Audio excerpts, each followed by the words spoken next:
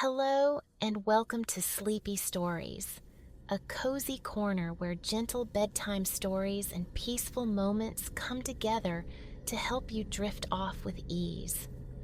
Tonight, we invite you to settle in for another comforting narrative, one crafted to help you unwind and find a sense of calm. But first, let's take a moment to prepare both body and mind for a soothing night's rest. Find a relaxed position, and with each slow inhale and gentle exhale, allow the day's cares to quietly slip away. It can be challenging to step away from the day's busyness, especially as bedtime nears. However, remember, the less we worry about falling asleep, the easier it is for our minds to release any lingering tension. Let the gentle rhythm of your breathing wash away any concerns and allow tonight's tale to guide you into a deeper state of relaxation. Now, settle in and let the tranquil atmosphere of sleepy stories surround you. Enjoy this story, and may your night be restful and restorative.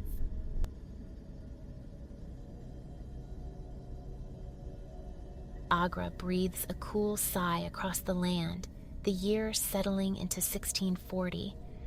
A hush hangs in the morning air, anticipation mingling with the quiet completion of the diadem of the Dominion, the great monument nearing its final flourish.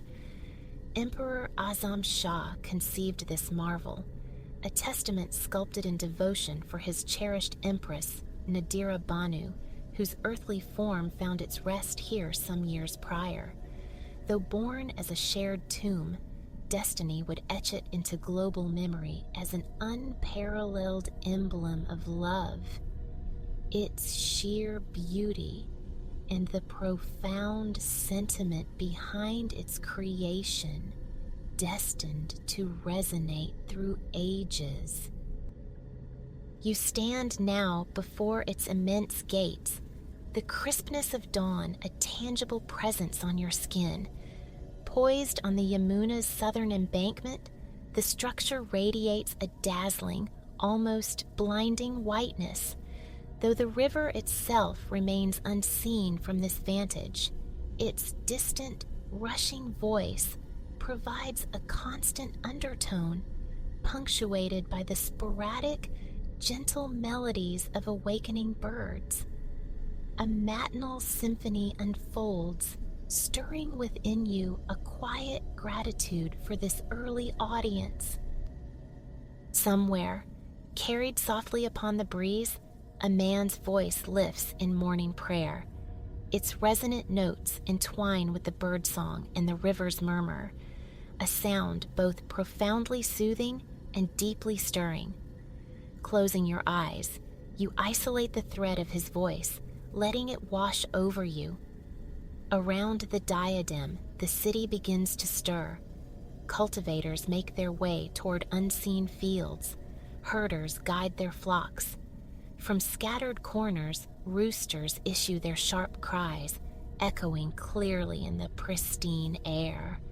Each sound distinct, unburdened by the clamor yet to come.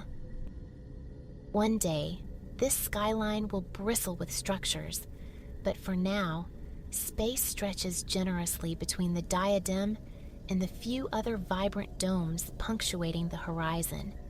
The sky itself is a canvas, streaked yellow and orange by the nascent sun, a celestial counterpoint to the reds and blues of the distant cupolas.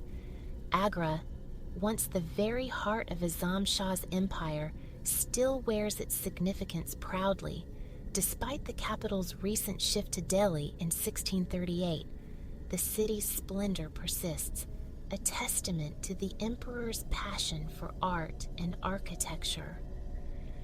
While the diadem is undeniably the crowning achievement of his patronage, numerous handsome red brick edifices also dot the landscape, adding warmth to the scene. Azam Shah, fourth sovereign of the Mughal line, presided over a formidable empire rooted primarily in the Indus Basin, its influence stretching across vast swathes of India, Afghanistan, and lands that would become Pakistan.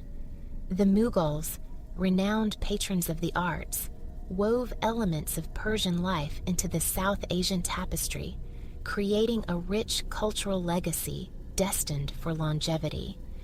Here, this influence manifests powerfully in the architecture. Slender minarets, the elegant towers flanking mosques, are common sights. Intricate carvings adorn surfaces with lavish detail. Rounded, bulbous domes crown many significant buildings, including the masterpiece before you. While this monument gleams with marble, many humbler structures you passed earlier shimmered with mosaics of small tiles, marble being a luxury beyond most means. Your path through the awakening city culminated here, at the threshold of this most celebrated creation. Soon, you anticipate the privilege of observing the chief architect, Master Elias, as he presides over the final, delicate stages of this glorious undertaking. You meander across the diadem's wide courtyard, where Master Elias himself is surveying the expanse. A tall figure, bearded and turbaned, his expression is one of calm contemplation. He moves with deliberate slowness, his gaze meticulously absorbing every detail. Within years, he envisions transforming this space into a verdant paradise, a lush garden bisected by a long pool. This channel, destined to be known as the reflecting pool, will hold the clearest, bluest water, its edges softened by lines of trees, creating walls of living green.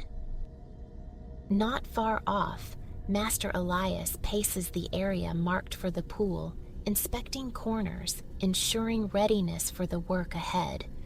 You follow, matching his unhurried rhythm while allowing your own senses to drink in the surroundings.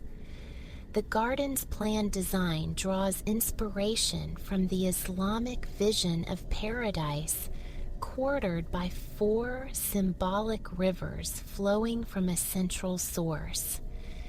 Even in its current, unplanted state, you reflect, the place emanates a palpable sense of the celestial. The diadem commands attention even from afar, yet standing within its precincts reveals the genius of its design. Everything orchestrates the eye towards the central edifice.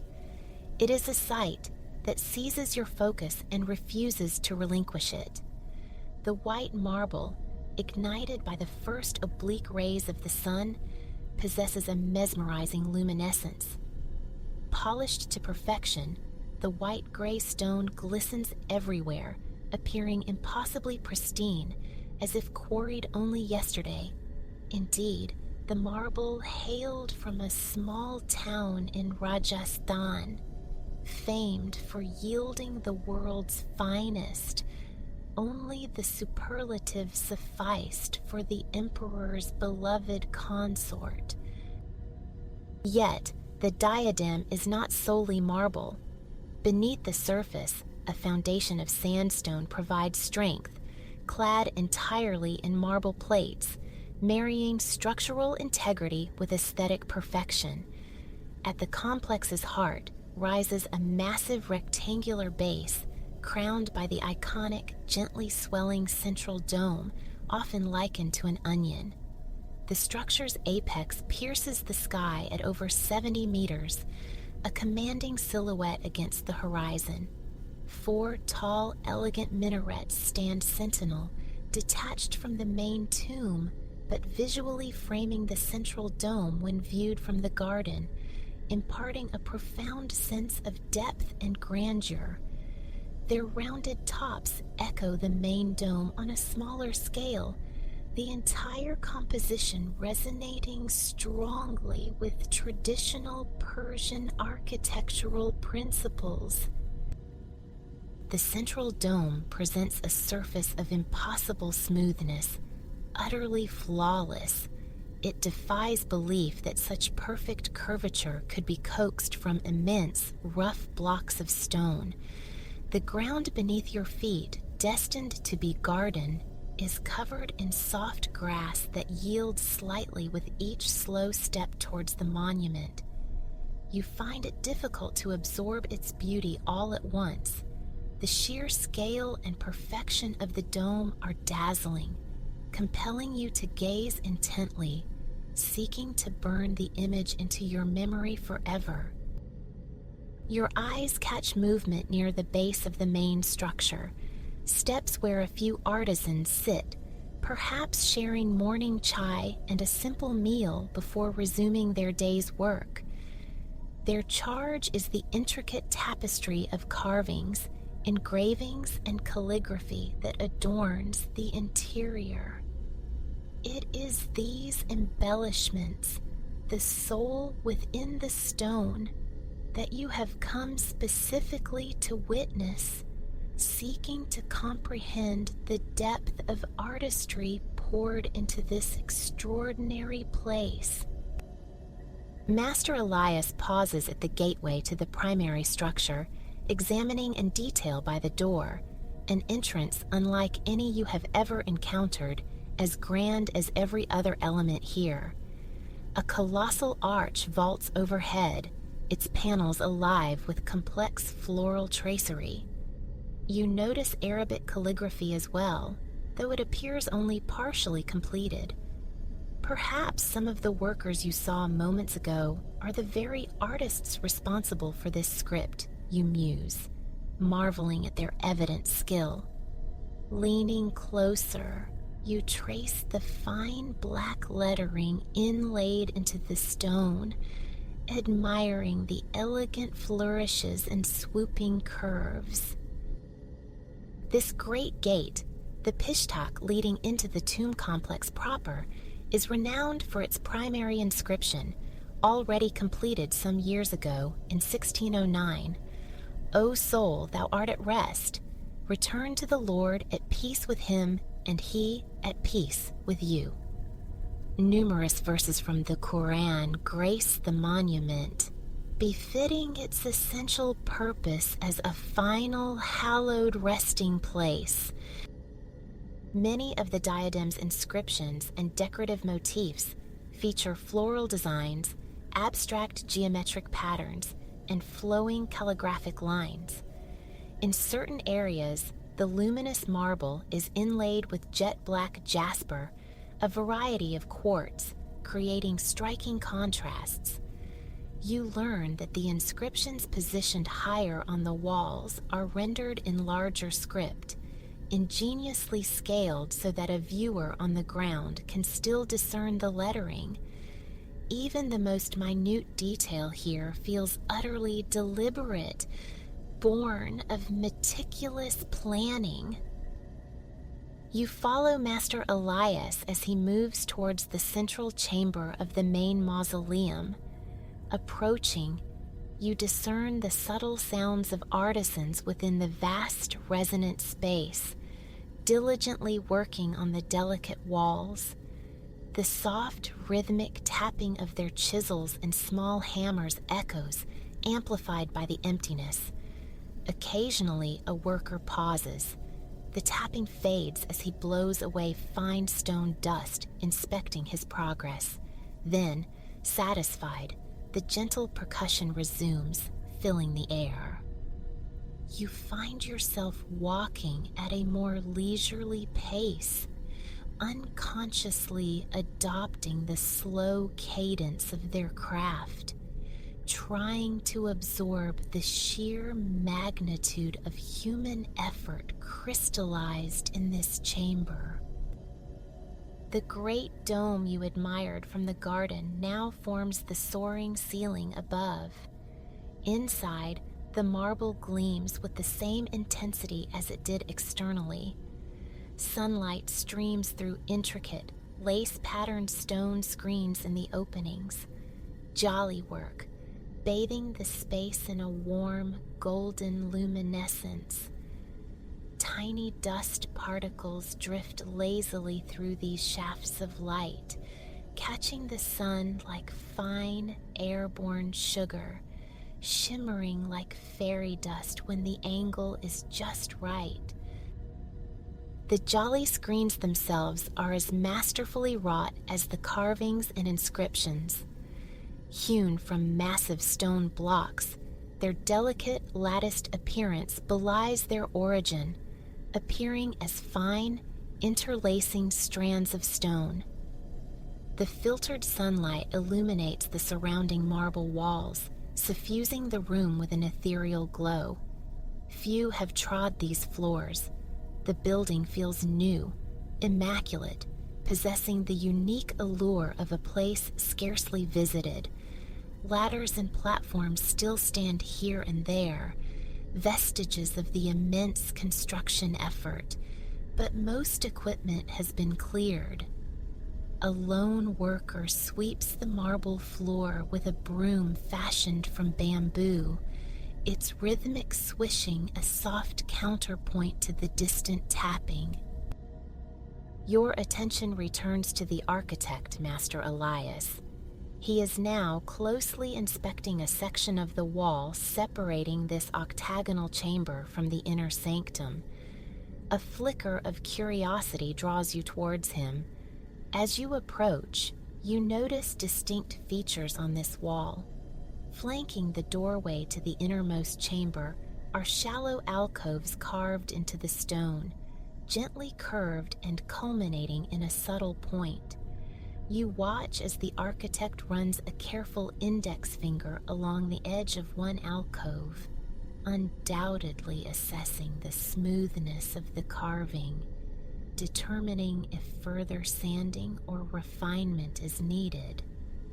You are struck by the profound sense of duty and meticulous care Master Elias invests in the diadem. He has clearly spared no effort to achieve absolute perfection and continues this vigilance even now. Satisfied with the alcoves, he turns his focus to the decoration adorning the wall around them. It's a vibrant, multi-hued network of exquisite florals interconnected by flowing vines and creepers. Predominantly blue and yellow vines support blossoms detailed with orange and green, accented by subtle browns on some petals. The patterns intertwine with an elegance that seems almost liquid, like lyrical Arabic poetry rendered in stone. Moving closer, you examine the minute details of these colorful forms, and then a startling realization dawns. These are not paintings. The wall before you showcases one of the most stunning examples of pietra dura, an intricate art form where precisely cut, colored stones are inlaid into a base stone, creating visuals that mimic painting from a distance. Close inspection reveals the seams where the vibrant stones, lapis lazuli, jasper, jade, carnelian, have been meticulously set. The sheer time and patience demanded by such work feel overwhelming. You picture a devoted artisan, brow furrowed in concentration, placing each sliver just so, then stepping back again and again to gauge the effect. Almost instinctively, you take a step back yourself, trying to capture the artisan's perspective. It is truly striking how these botanical forms seem brushed onto the marble. Being so new, the colors possess an undimmed vibrancy. In a way, they foreshadow the living plants destined to flourish soon in the garden outside. Glancing across the chamber, you see Master Elias now observing the work of a carver, an older man, perhaps in his 60s, meticulously coaxes patterns from the wall surface. With focused taps of his sharp chisel and tiny hammer, he conjures designs resembling flowers and leaves. The surrounding wall is hard, unyielding stone, yet through his patient labor, something delicate and almost magical is emerging. The design appears halfway complete, perhaps a lily or a daffodil taking shape. The architect watches intently as the slow, deliberate chipping refines the magnificent stone. The embossed elements of the plant slowly gain definition. You contemplate the profound contrast, the suggestion of soft petals and leaves emerging from the hard, immutable background of the stone.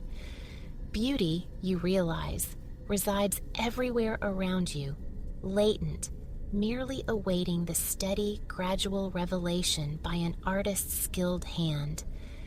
When Master Elias seems content with the carver's progress, he begins moving towards the innermost chamber. This is the hallowed space containing the cenotaph of the Empress, Nadira Banu. She was interred here only a few years ago. A palpable sense of sanctity, of solemn quietude, marks this place. Entering the room, you immediately feel the serene calm that permeates the air. The Empress's cenotaph rests at the very center of the circular chamber. Encircling it stands an octagonal screen of pierced marble, exhibiting the same intricate jolly pattern seen in the windows, but denser here, with smaller apertures, resembling an ornate stone trellis. Approaching closer, you discern that the gaps visible from afar are actually formed by exquisitely interlinked floral carvings, stalks and tiny leaves spaced with perfect symmetry. A truly marvelous work of art, you think. The sheer intricacy prompts reflection on the depth of bond between the emperor and his empress, a love that could inspire such breathtaking devotion in stone. The cenotaph itself embodies grace and beauty. It is adorned with exquisite Arabic calligraphy, the 99 names of God as enumerated in the Quran. Though the precise meaning of each inscription escapes you, you find yourself gazing at the elegant black script transfixed by its looping, slanting forms. Sunlight filters into this chamber too, but it seems to glow a slightly deeper, more burnished orange than in the previous room. Perhaps it's the angle of entry, or simply that the morning has advanced. This richer light illuminates the elaborate geometric patterns inlaid into the floor. Before long, you notice Master Elias preparing to depart. You follow as he traverses a corridor lined on one side by massive jolly-screened windows. Through this passage, your footsteps echo softly against the stone walls. Master Elias is heading towards the rear of the Diadem complex. His next task is likely inspecting the flanking buildings, a mosque and a guest house, still under construction. You briefly wonder whether to follow. Curiosity pulls you towards seeing these complementary structures taking shape. As you ponder, you reach the open platform at the back of the mausoleum. Here, behind the main edifice, a stunning panorama of the Yamuna River unfolds. While Master Elias continues onward, there is little for him to inspect here, as this section is complete. You feel compelled to pause. The other buildings can wait. Standing at the platform's edge, you draw a long, deep breath. It's later in the morning now, but the air retains its cool freshness. The sun, climbing higher, begins to offer a gentle warmth. It's a comforting heat, fostering a sense of quiet contentment.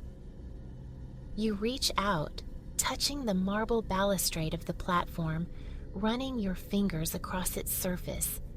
It feels remarkably smooth, cool against your skin. As you stroke the polished stone, your thoughts drift to the genesis of this place, to the countless individuals who poured years of their lives into realizing Azam Shah's vision. Your gaze settles on the Yamuna River, thoughts meandering alongside its current.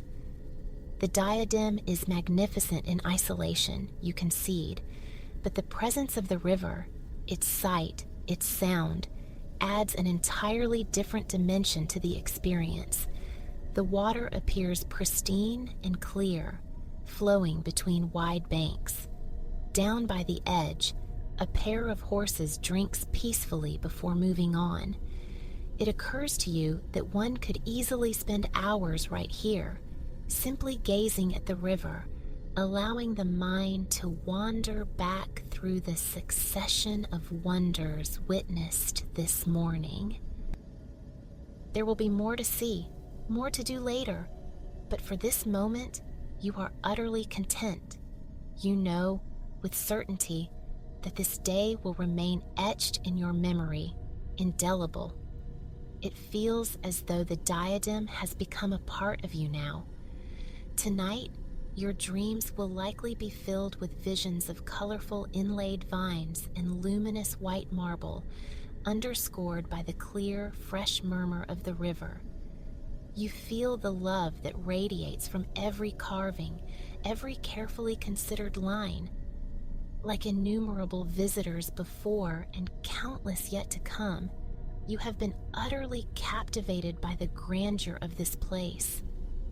You know you will carry the thought of it for days, weeks, filled with gratitude for inhabiting a world capable of such profound beauty. Consciousness surfaced gently, heralded by the percussive whisper of rain against the window pane, a sound deeply calming. Ilara lingered in that liminal space between sleep and waking, eyes shut, savoring the moment. Warmth cocooned her, yet a cool current, a gift from the oscillating electric fan aimed bedward, caressed her skin, maintaining a perfect equilibrium. A soft yawn escaped as her eyelids fluttered open, adjusting to the nascent morning glow.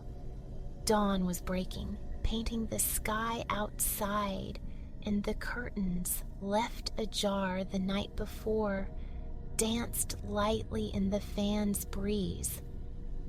Nestled in comfort, her thoughts drifted back, retracing the journey. Air travel had brought her here, to the stunning archipelago of the Philippines, a nation scattered across more than 7,000 islands. Yesterday marked her arrival in Manila, the sprawling capital. The transit from airport to lodging had unfolded with surprising ease, guided by clear instructions from Mateo, the driver arranged to meet her. "Find area number 5, the message said.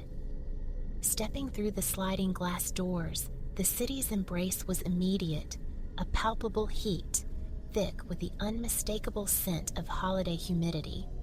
Evening had already fallen. Palm trees, incongruous yet welcome urban sentinels, punctuated the view. A thrill, sharp and bright, coursed through her. This was it, a true adventure unfolding. Gratitude washed over her for the privilege of traversing the globe, of witnessing its myriad faces. Pausing to inhale the unfamiliar air, dense with mingled scents, Ilara then moved forward, suitcase wheels whispering against the pavement, seeking Area 5. It materialized without difficulty. En route, she navigated past a tapestry of airport life, Families locked in tearful reunions, fellow tourists squinting at phone screens seeking elusive signals, and the watchful eyes of taxi and tricycle operators scanning for fares. There stood Mateo, holding aloft a card bearing her name, Ilara. His greeting was effusive, a warm portal into Filipino hospitality. He relieved her of her luggage, stowing it efficiently in the car's boot before gesturing towards the passenger door. Settling into the seat, they pulled away from the terminal's bustle. As the car merged into the flow, conversation sparked, touching upon the constellation of sights she hoped to experience across the islands. On the teeming motorway, the ubiquitous tricycles darted, motorcycles crowned with makeshift roofs and appended sidecars, capable of ferrying couples or entire clans. Mateo then gestured towards one of the legendary jeepneys lumbering past. Repurposed relics of post-World War II military trucks, these vibrant vehicles served as public chariots, each a unique canvas splashed with bold colors and diverse themes, proudly bearing its own moniker. Last night's commute had revealed a Guadalupe, adorned with Marian iconography and a Sonic, emblazoned with characters from the classic video game. Their rear entrances remained perpetually open, inviting passengers to hop on and off with fluid ease. Veering off the main artery, they navigated quieter lanes, entering a residential enclave where life spilled outwards. Greenery erupted from every conceivable niche. Rows of potted plants lined walkways beneath trees heavy with blossoms. The sheer vibrancy, the visible dedication poured into these shared spaces brought a smile to Ilara's face. The people here cultivated not just plants, but community spirit. Finally, the car halted before her sanctuary for the next 2 nights, a house on a tranquil street, as colorful and meticulously kept as its neighbors. Emerging from the car's air-conditioned haven, the heat enveloped her once more, a close, humid embrace that felt strangely cleansing. Her gaze swept the street. A few doors down, a family congregated on their doorstep, sharing drinks and conversation while children's laughter echoed nearby. Mateo rapped on the door of her lodging. An older woman appeared, introducing herself as Tia Lorna. Tia, she explained, meant auntie in Tagalog, a primary language here alongside English, particularly in Manila. Sensing Ilara's travel fatigue, Tia Lorna ushered her inside with gentle solicitude, leading her directly to her room. It boasted an enormous bed, an ensuite bathroom, and windows overlooking the street below. Sleep beckoned insistently. After a brief tour of the amenities, Tia Lorna bid her good night, leaving her to succumb to exhaustion. Now, lying on that vast expanse of mattress in the dawn light, Ilara couldn't pinpoint the moment sleep had claimed her. She must have been utterly spent. But this morning, stretching languidly, limbs spreading across the cool sheets, she felt utterly renewed, alight with anticipation for the day. In the bathroom, she encountered the tabo, a traditional bathing implement comprising a pail of water and a dipper. Scooping cool water from the bucket, she splashed it over herself. The chill a refreshing jolt, instantly awakening and tempering the ambient warmth. Dressed, she descended the stairs to find Tia Lorna arranging breakfast. On the table lay pandesal, Delectable Filipino bread rolls alongside perfectly cooked eggs. Tia Lorna demonstrated the local method. Tear open the soft roll, tuck the fried egg inside. The first bite was pure, simple delight, exactly as delicious as imagined. Tia Lorna poured a cup of fragrant, sweet coffee. "Salamat po," Ilara murmured, thanking her profusely. A flawless morning. Tia Lorna opened the wide front doors, blurring the line between indoors and out, offering shaded proximity to the awakening street. The earlier rain had ceased, yielding to a brilliant sun ascending a now cloudless sky. From her seat, Ilara watched the city's daily rhythm commence. Tricycles buzzed past, their drivers offering cheerful waves. Women, young and old, diligently swept the pavement before their homes. Street vendors ambled by, their calls melodic advertisements for eggs, vegetables, ice cream. One man hawked taho, a warm, sweet concoction of silken tofu and syrup, a popular breakfast treat. At Tia Lorna's gentle urging, Ilara approached him. For 8 pesos, he ladled the warm, jiggly mixture into a small cup. He watched expectantly as she took a sip. The silken tofu slid down effortlessly, a unique, comforting sweetness unlike anything she'd tasted.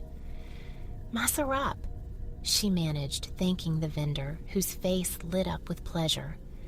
She watched him continue down the street, his cry of "Tahoe" echoing through the neighborhood. Breakfast concluded, Ilara decided a walk was in order, a chance to explore Manila on foot. Tia Lorna waved her off as she set out, following the Tahoe vendor's path. Along the way, residents paused their routines to offer greetings, inquiring about her origins and generously sharing tips. Visit the world's oldest Chinatown, explore the nearby vintage market, admire the many beautiful churches. Taking a jeepney to one of the major museums, someone suggested, would be an ideal excursion. That settled it. Kind strangers pointed her towards the correct jeepney stop. Soon, a brightly decorated vehicle approached, the museum's name displayed prominently on a card in the windscreen. Ilara extended her hand. The driver pulled over smoothly. Climbing through the open back, she found the other passengers shifting obligingly on the long benches lining either side, making space. She counted out the fare, passing the coins down the line of hands towards the driver at the front. The jeepney plunged into the city's vibrant chaos, streets teeming with markets, shops, stalls, and ceaseless human motion. So much to absorb. The journey felt remarkably brief. The jeepney deposited her directly outside the museum. The building loomed, immense and white, its grand entrance flanked by imposing columns. Stepping inside was like entering a cool, quiet sanctuary. Various sections beckoned, but today she chose the Museum of Fine Arts. The scale within was staggering. Gallery after gallery unfolded, perhaps 30 in all, showcasing works by 19th century Filipino masters alongside contemporary painters, sculptors, and printmakers. Here resided some of the most arresting art Ilara had ever encountered. She paused before one particularly commanding canvas, absorbing its colors, its narrative layers. A large-scale piece, teeming with detail, it depicted vignettes of life in the Philippine provinces, families, laborers, animals, daily activities, local sports. The style, she mused, echoed Cubism, fragmented yet cohesive. Predominantly blues and greens dominated, punctuated by vibrant splashes of red. It pulsed with life, rich and complex. The longer she gazed, the more intricacies revealed themselves. Hours could dissolve before this single painting. Without conscious awareness, the entire day had slipped away within the museum's expansive halls, absorbing profound drafts of culture and history.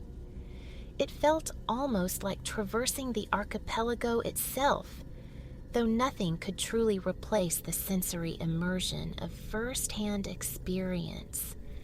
The sounds, the smells, the vital connection of meeting people face to face.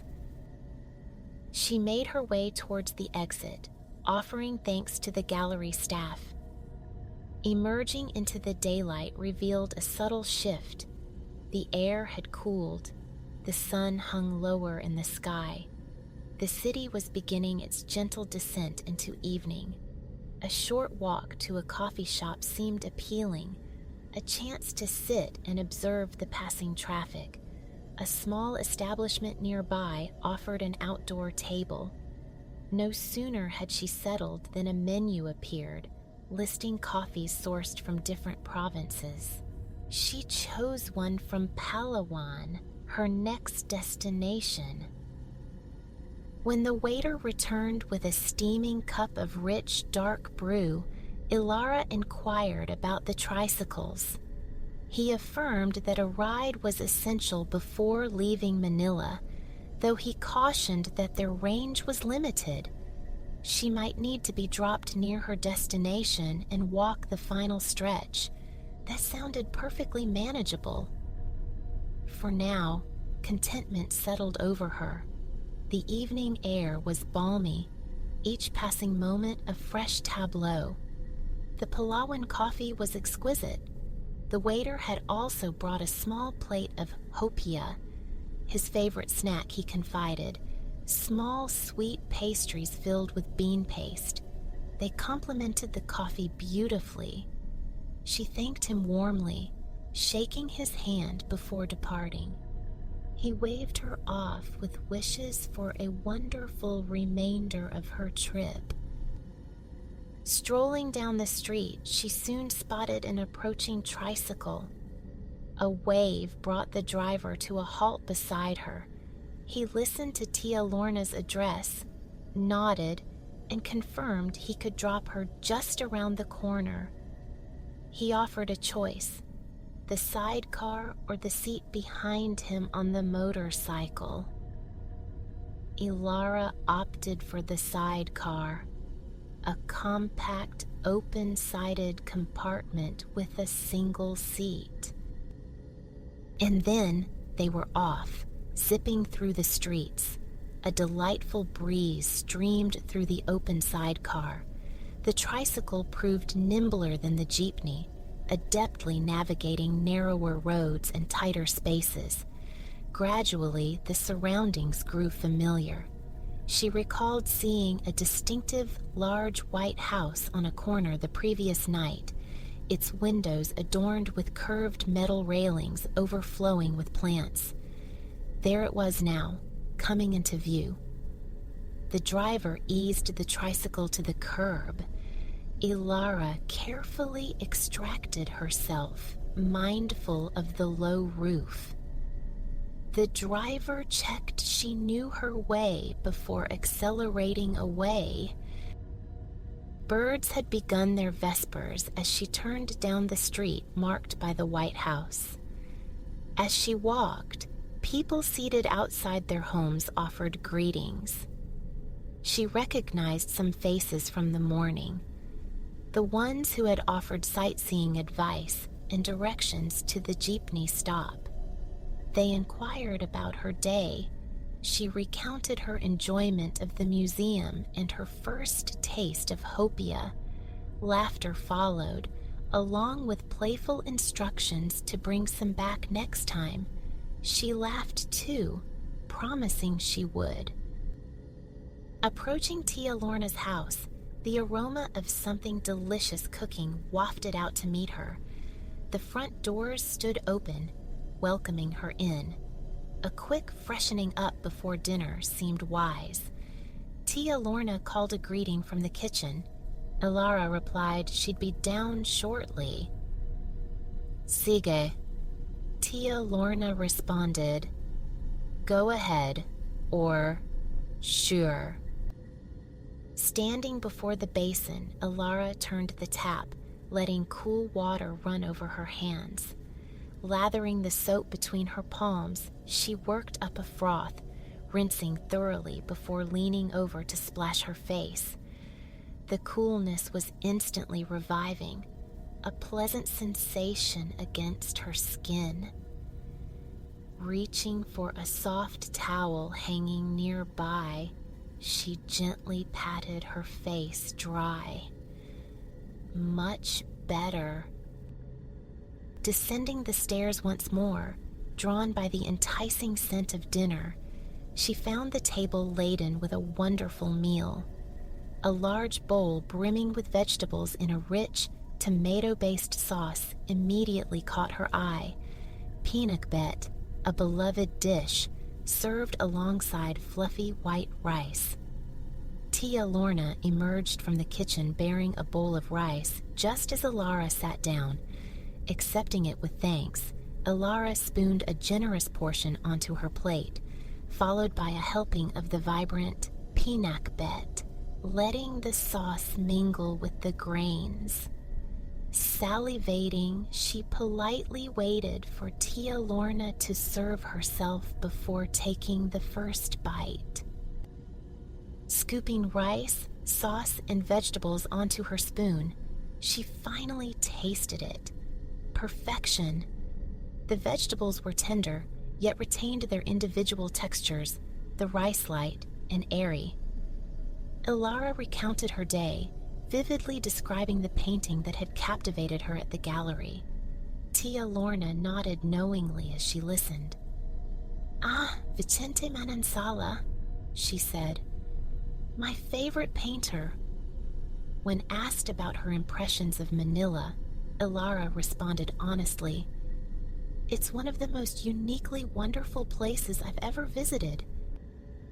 Tia Lorna beamed, clearly pleased. Her country's welcome mattered deeply to her. She shared that Manila had always been her home, though she'd spent time in Aurora Province where family resided. She spoke of her 2 children, also Manila residents, and her 3 beloved grandchildren. Her husband, she explained, had spent his entire career as a captain on cargo ships. Rising, she retrieved a photograph, a man in uniform, his face kind, saluting the camera.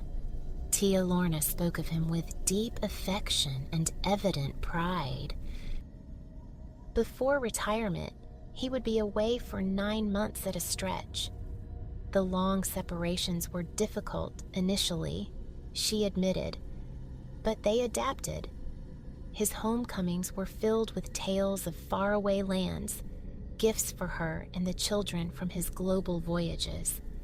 Currently, he was visiting friends in Aurora. Otherwise, he would be here.